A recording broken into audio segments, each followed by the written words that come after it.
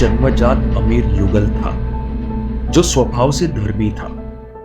पुण्य के उदय से संपत्ति और अनुकूल परिवार तो था, लेकिन किसी चीज की कमी हो तो वह थी गोद में खेलने वाले संतान की। पुण्योदय से कुछ वर्षों बाद उस दंपति के यहाँ पुत्र का जन्म हुआ। दंपति की खुशियों का पार न रहा, लेकिन बालक प्रज्ञाचक्षु है यह जानकर उसे उसका गम भी सताने लगा। पुरुषार्थ और पुण्य के सहारे एक धनवंतरी वैद्य मिले और औषधियों की मदद से आंखों की रोशनी प्राप्त हुई। चर्मचक्षु के मिलने पर बालक और उसके माता पिता सभी काफी खुश हुए। पुत्र के जवान होने पर धर्मी माता पिता उसे सद्गुरु के पास ले जाते हैं।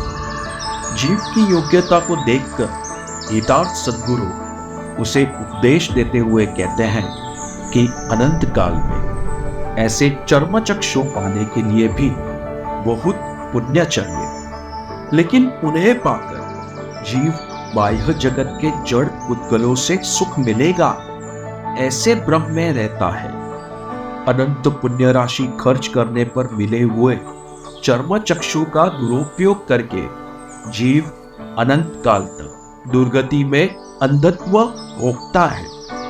एक एक इंद्रिय की भयानकता को समझकर आत्मकल्याण में उसका उपयोग किया जाए तो इस प्रकार शाश्वत सुख प्राप्त कर सकते हैं।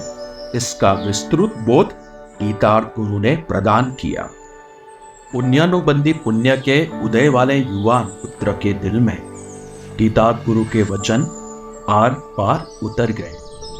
इसके फलस्वरूप चर्मचक्षु मिलने पर उसे जो खुशी हुई थी उससे कई गुना ज्यादा खुशी तीसरे नेत्र समान दिव्य दृष्टि की प्राप्ति होने पर हुई। अनंत काल में भटकते हुए हमने भी अनंत बार चर्मचक्षु प्राप्त किए। अब यदि दिव्य दृष्टि रूपी भीतर के चक्षु प्राप्त करने हो तो अनेकांतमय जिनवाणी का परिचय अवश्य करना पड़ेगा। बाह्य चक्षु से भ्रमित होकर जीव संसार में परिभ्रमण करते रहते हैं। इस परिभ्रमण से छुटकारा दिलाने के लिए भूतकालीन महापुरुषों ने ग्रंथों की रचना करके हम पर बड़ा उपकार किया है, लेकिन हुंडा अवसरपिणी रूपी पांचवें आरे में बुद्धि और आयु की कमी के कारण संस्कृत प्राकृत ग्रंथ पढ़ने वालों की संख्या कम हो गई। उसमें भी अंग्रेजों ने भारत की संस्कृति और धर्म का नाश करने का अथक प्रयास किया।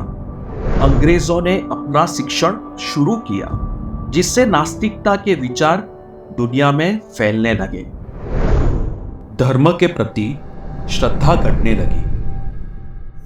ऐसे समय में तत्व की जिज्ञासा जागृत करने के लिए वर्तमान के महापुरुषों ने गुजराती, हिंदी, इंग्लिश भाषाओं में जैन तत्वज्ञान को प्रिंट के माध्यम से लोगों को समझाने का प्रयत्न शुरू किया।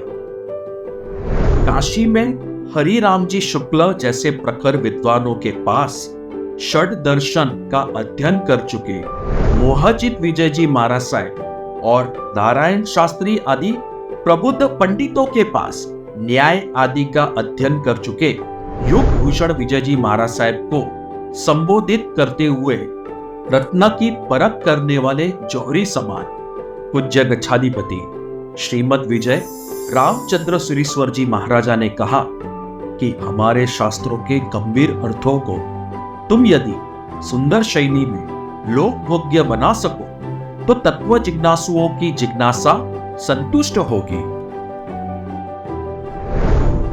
इन वचनों को सामने रखकर श्रावकों द्वारा गीतार्थ गंगा संस्था की स्थापना हुई।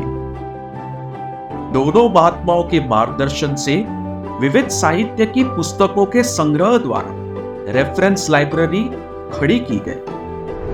बोर्डिंग आदि अनेक पद्धतियों से 108 मुख्य विषयों और 15,000 उप विषयों का विभागीकरण शुरू हुआ।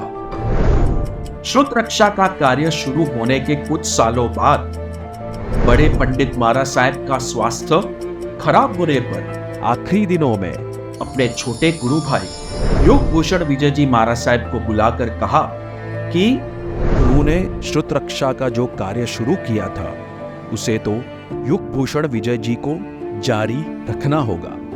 साथ ही हमारे तीर्थों की वर्तमान परिस्थिति जिसे देखकर दिल कांप उठता है, उनकी रक्षा में भी सक्रिय होना पड़ेगा। उनकी अंतिम इच्छा व आशीर्वाद थे कि धर्म रक्षा, शासन रक्षा, तीर्थ रक्षा, श्रुत रक्षा और गच्छ रक्षा के कार्य युग भूषण विजय जी अवश्य पूरी करेंगे। बड़े भाई महाराज की अंतिम इच्छा पूरी करने के लिए पूज्य श्री ने देश काल का ज्ञान व लीगल ज्ञान हासिल कर तीर्थ रक्षा का बीड़ा उठाया, जिसके कारण श्रुत रक्षा का कार्य थोड़ा विलंबित हुआ। आज भी पूज्य गच्छाधिपति श्री युग भूषण सुरीश्वर जी महाराज साहब की नादुरुस्त तबियत के बावजूद उनके मार्गदर्शन में अवसरोचित रक्षा के कार्य जोरों से चल रहे हैं। गीतार्थ गंगा द्वारा आगमिक कोश, आगम परिचय कोश, कृति कोश जैसे साधन ग्रंथों के प्रकाशन के बाद अब आर्य युग विषय कोश प्रकाशित हो रहा है, जिसमें विषयों का संक्षिप्त स्वरूप बताने का प्रयास किया गया है। इस कोश की श्रृंखला में अवतार आदि के क्रम से 108 मुख्य विषय शामिल किए गए हैं। सर्वप्रथम अचौर्य महाव्रत संबंधित 41 विषयों का वर्णन शास्त्र पाठों के आधार पर किया गया है। इन विषयों की व्याख्याएं लक्षण, लक्षण चिन्ह, स्वरूप, व्युत्पत्ति, पर्यायवाची, विकल्पवाची, सान्वर्थ लक्षण भी अनेक ग्रंथों में से दिए गए हैं। इनमें लौकिक, लोकोत्तर, द्रव्य भाव, हेतु स्वरूप अनुबंध, निश्चय नय, व्यवहार नय, प्रशस्त अप्रशस्त, मानसिक, वाचिक, कायिक ऐसे अनेक दृष्टिकोण से शास्त्र पाठ शामिल किए गए हैं।